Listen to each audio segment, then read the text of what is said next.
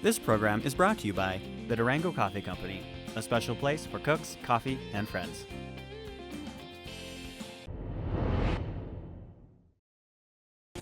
McElmo Canyon in western Montezuma County is known for its sandstone cliffs, deep green pastures, and its treasure trove of ancestral Pueblo Indian sites that span more than 800 years of occupancy.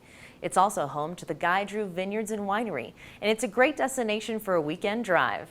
Guy Drew and his wife Ruth started the vineyard in 1998 after deciding they needed a change from their past-paced lives in Denver. He was in the materials handling business and she worked in the furniture and interior design industry. It was the fulfillment of a lifelong dream. That's really how I got into it. It was just, love of wine and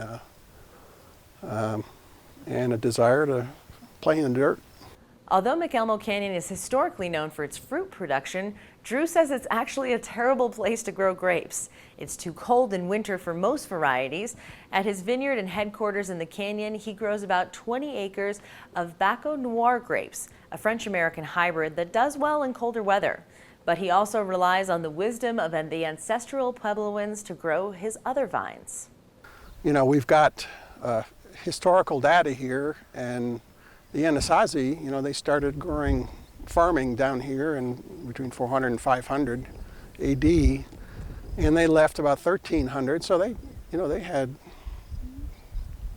800 years of farming, and what they grew, primarily the tender ones, were squash and beans, and so they had to plant those cultivars, those crops, in the most frost-free areas, and so it's just a matter of identifying where they were growing their crops and then taking it a step further with the technologies we have today as far as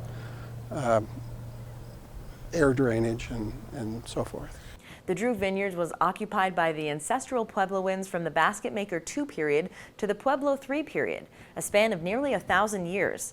And that's the key part of the vineyard's story. The Puebloan ancestry and legacy is reflected on the Guy Drew wine label.